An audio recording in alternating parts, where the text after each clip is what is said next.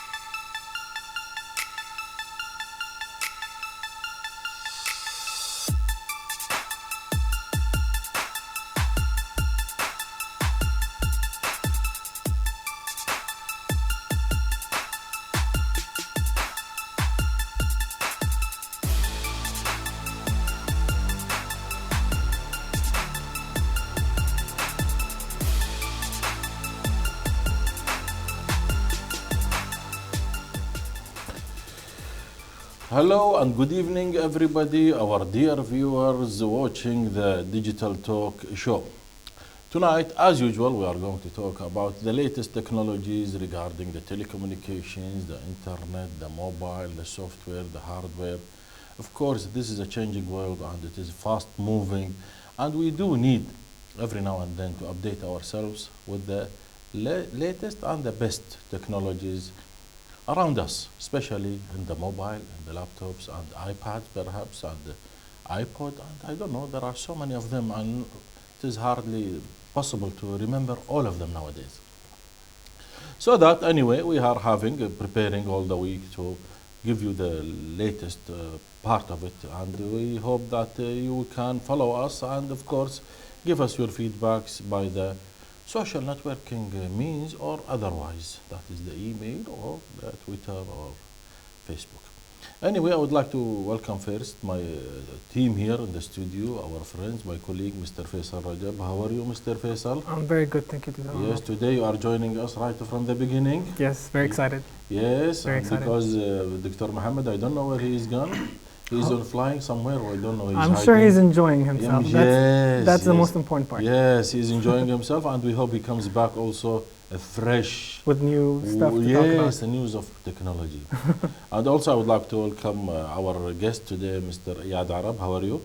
Hello, Doctor. Hi, how are you doing? Fine, thank you. And we welcome you here in the studio today.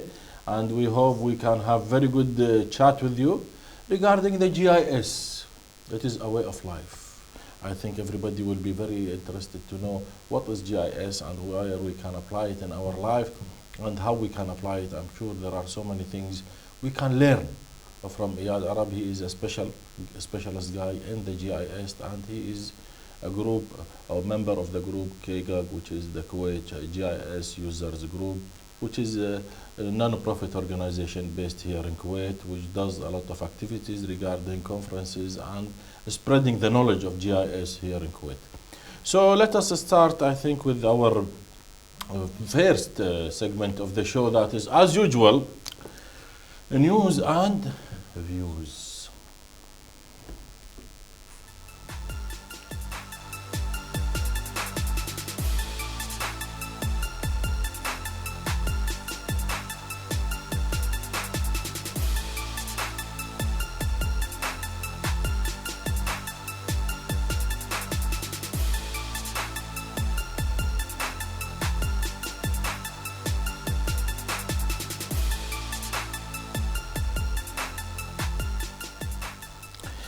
Welcome again, our dear viewers, to the Digital Talk Show. As usual, we will start with the news and views.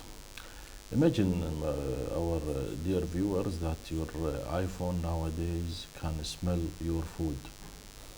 Imagine your iPhone can detect which food smells nice and which food doesn't. Imagine your iPhone can tell you to to be careful that your smell should also smell very nicely. I think this is a little bit too far, but it is very nice because it keeps you in a handsome, a pretty shape, very attractive, depends women or men, regardless. I think the iPhone becoming very important tools in our life. So let us see this first news, and I'm sure our dear viewers that our guests here, Mr. Iyad and Mr. Faisal, are interested to know how come such mobiles going to affect their lives. So if we can see this is new smartphone chip to help owners identify smells, tastes. I'm not joking, you see. Yes, perhaps we smile, perhaps we laugh at this, but this is the new technology. I'm telling you, don't keep something in your pocket which doesn't like your taste. If you like kebab, people like something rice, some people like a French fries, pizza or something. I think we have to be very careful because they are getting used to your taste, and when you want to sell it, it might not like it. So this is the news. I'm sure this will be very important. Adamant Technology is developing a processor that will help smartphones sense aromas and flavors and digitize them. Business Insider reports. Of course, this is the most important thing. It says a smartphone senses aromas, flavors, and digitize them. Flavors also, come on. This is just too much. And digitize them, business. Okay, this is very important. We are talking business here. I think if I have the guts, I will be agent of this technology. iPhone users wondering whether their breath have gone bad may soon have help from a chip designed to identify nearby aromas and flavors. You see, the Adamant technology has created a processor for iPhone that can take the sense of a smell and taste and digitize them. The Adamant founder and CEO Sam Khamis, his name is an Arab name, it seems, says his company product is fairly sophisticated, employing roughly 2,000 sensors to identify smells compared with about 400 sensors in the average human nose. I think before we go too far on this, I think this is very important for us because we need to know what is going on. I think this is going to affect our life, and I would like to listen from you first of all. Iyad, do you like this technology very much? Well, I love it that my phone tells me what do I need to eat. Yes. And I think my mother and my wife will love it because their food is really tasty. I see, yes. And you, Iyad? The interesting part is Faisal? I'd like to know how it works, to be honest. I know you said it's a chip, but Yes. I'll wait for development for this story to know how this chip can actually process smell, because I've never heard of that before, you know. And you are interested about it anyway. course, This of is this is one thing. This is the one thing which we can use anyway. This is Yeah, very yeah. important. We can at least get the feeling of the food. Sometimes you have food nearby you and you cannot eat it. Or you want your telephone to tell you, your mobile, how does it taste? It'll help you with Especially it. people like pizza sometimes. You see. Anyway. Library of Congress digs into full archive of 170 billion tweets. Come on. Only 170 billion tweets. This is the Library of Congress. I think they need a big archiving system. You see? You see, it took 4 years to hit 21 billion tweets. Now Twitter users generate nearly 500 million a day. 500 million a day, goodness me. And the Library of Congress will be archiving and indexing all of them. I think this is very important. This news is very important for us. So the U.S. Library of Congress to say today that that is just 2 days ago, January 4th. The U.S. Library of Congress said today that it has completed a process of collecting a full ongoing stream of tweets and that it has begun work to archive and organize more than 170 billion tweets. I don't know what they want to do with these tweets. There must be something, of course, under the agreement struck between the government institution and the Twitter in 2010. The microblogging company is providing the Library of Congress with a full stream of the public tweets, starting with 21 billion generated from the between so much and so much. So does this mean that anything you put on Twitter, that's it, you can't delete it, you can't... I think this is, they are archiving 170 billion tweets. I think this is just too much. Well, I don't know how they are going to store it. Super race, perhaps super storage systems. And the most important, why they do this? Are they just Evidence? following people? If you have any idea, Well, I think this is the new way to record history now. Think about it 20 years from now, where our grandchildren will be able to know what we have been talking about, minute by minute. Yes. This is another completely new way of recording history. It's very interesting. Yeah, but this might, the privacy side of it, it might be the privacy will be just breached and just not secured for everybody. I mean, if I want to be tweeting with this, I shouldn't be, I don't want to be recorded anyway. This is my own personal concept. If they are forcing to do so, well, up to them. One might ask, well, if you are on Twitter, why you don't want it? This is, you have to accept the fact. Yeah. But I think there is something more to it. But I think most social media right now, like especially with Twitter, we were hearing like new privacy policies, even with Facebook. I don't think you can get away from having whatever you want to talk about publicly. It's like TV, if you will. That's it. Whether you say something, it's there. You can't really get rid of it. That's it. You cannot do much about it, is it? I think you have to come clean and have some peace of mind of just knowing that you cannot get rid of this information. Sure. That's it. Then you have to behave all the time. You have to behave all the time. You have to know what you're talking about, you know? For that, what Iran did, Iran developed a software to control access to the social network. Let us see this news. I think this is also matches with what we are saying here. Iran develops software to control access to the social network. The chief of the country, national police, tells local media that the intelligent software will give residents limited access to social networks. Will they like it or not? This is, of course, this is the January 6th. This is, I think, yesterday's piece of news. Iran government developing intelligent software designed to give citizens controlled and restricted access to banned social networking sites, the chief of Iran National Police tells the local media. Of course, the smart control of social network will not only avoid their disadvantages, but will also allow people to benefit from their useful aspects. Ismail Ahmadi Muqaddam said according to AFP. Anyway, I think this is... now we have come to another thing. You see, people record everything. People put ban on something. Right, so where do we stand? I think this is. I think some people, some countries do need, because sometimes you know what is bad with the bad side of Twitter. You don't know who is behind the picture, who is behind the Twitter account. I think if there was a genuine identification of the people behind the Twitter, I think it will become very interesting for us, rather than just putting censorship softwares. And they say they have developed their own, and I think everybody can do this, but it might not give it the traction it has. What do you think, Mr. Eyad? Totally agree. Identity is the information world we live in currently has a crisis of identity. You do not know the person you're talking to on the other side. Yes. That is something that has to be solved. I think it is to the governments to solve this problem. If it is not this year, it's next year. If it is not next year, it's within the next 10 years.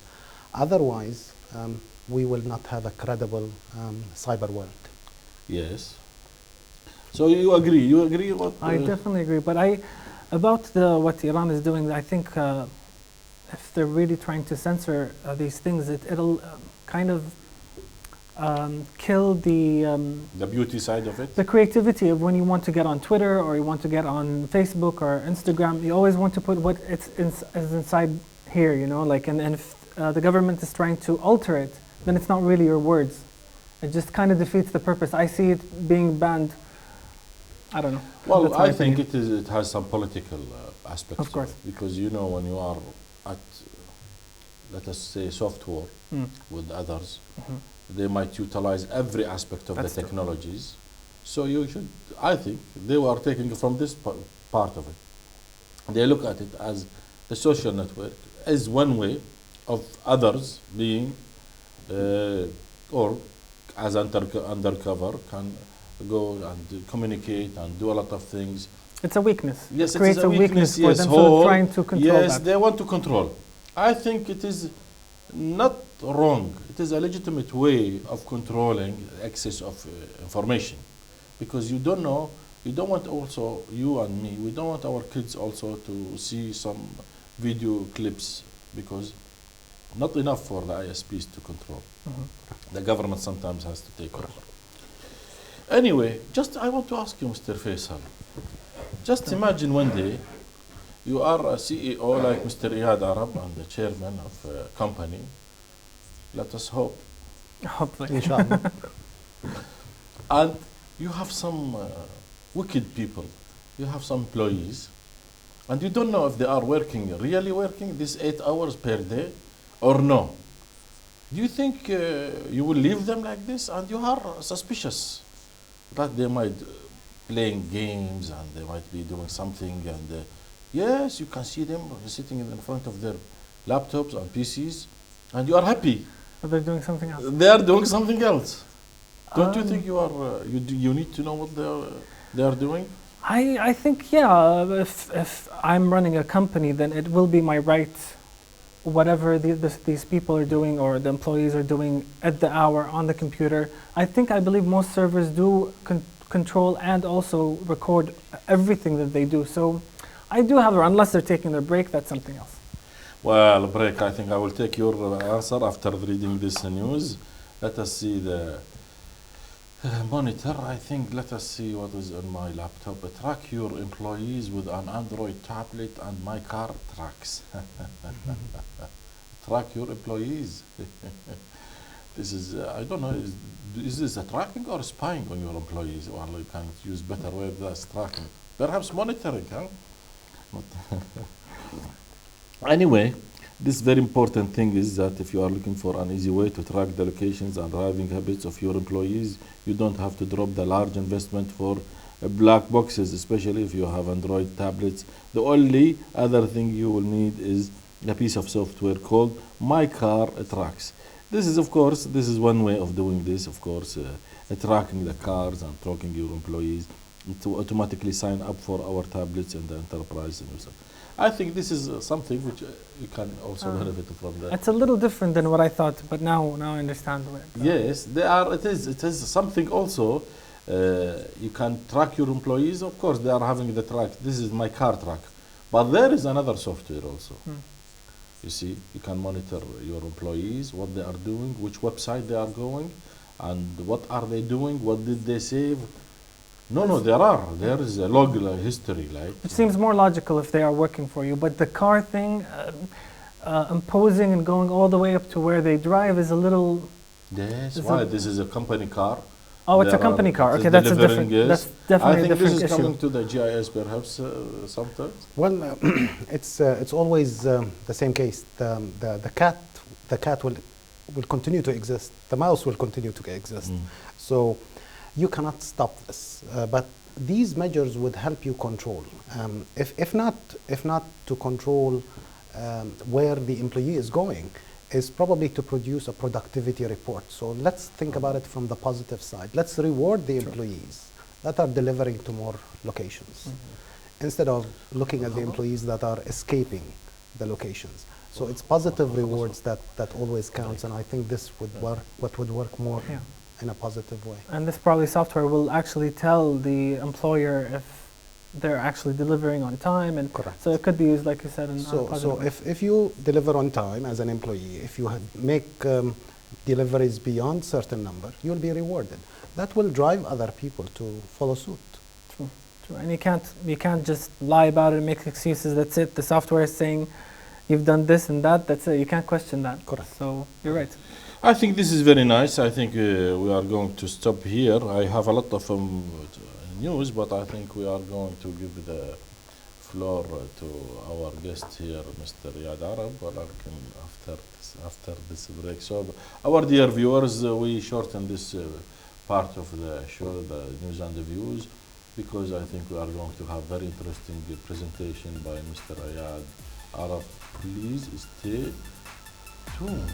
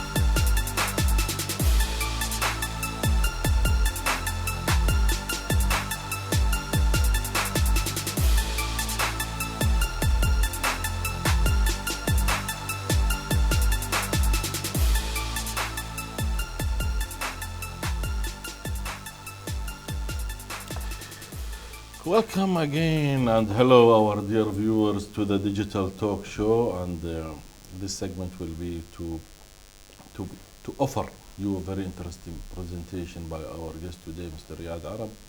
Please Eyad, tell us what you have for us today and what is GIS? You said GIS, way of life. Since you are an expert in the GIS, can you tell us and define to us what is GIS, please? Today I'd like to talk about GIS. GIS stands for Geographic Information Systems. Geographic Information Systems is a new way of thinking. It's thinking about location, thinking about where I am, and thinking about what I have to do. Good. So GIS, or Geographic Information Systems. Let us see from your presentation, if we may, please. Can our director show the presentation on your monitor? On your laptop, please. So the Geographic Information System, I think I'm connected, am I? Yes, you are connected, yes, I think. Yes. Okay, excellent. The first one, the first page. So, yes, this is the Geographic. Okay. So today I'd like to talk about Geographic Information System as a way of life. Okay. What is it, the way of life this is you are suggesting to us?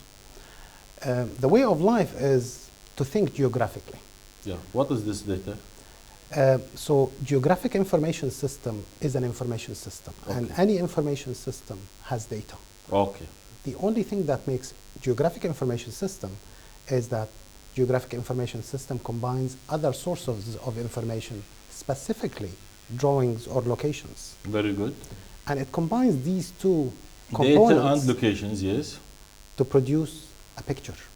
A picture that you can communicate to other people. So you've seen the previous two slides. They were really dull, same color. Nobody understands what they are doing. Correct. When you see this picture, this is as a matter of fact about population density.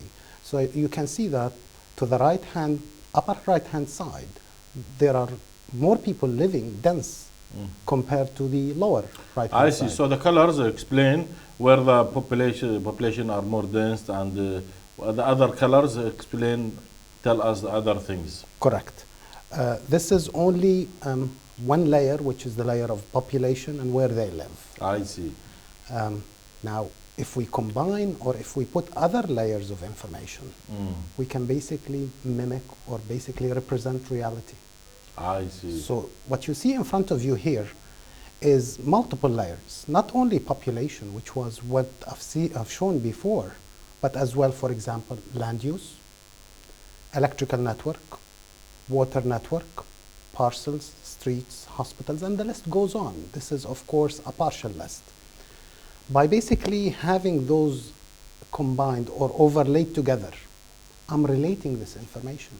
So I know the hospital lives in or is placed in a place which is high density populated, or a street that is having high traffic. I see. That is a problem. I see. So I might have to relocate this hospital or build a new hospital somewhere else. I see. So let us see on this one. So it says hospitals. This is a layer. You could, so accordingly, you could put layers as much as you can on whatever maps you like, and then you can get the information out of them. Exactly, doctor. And just to give you examples, we're living in Kuwait, of course. This is a typical picture of Kuwait. So what I've done is I just put labels of information. As a matter of fact, I would say this is a category of information. This is an ordinary picture.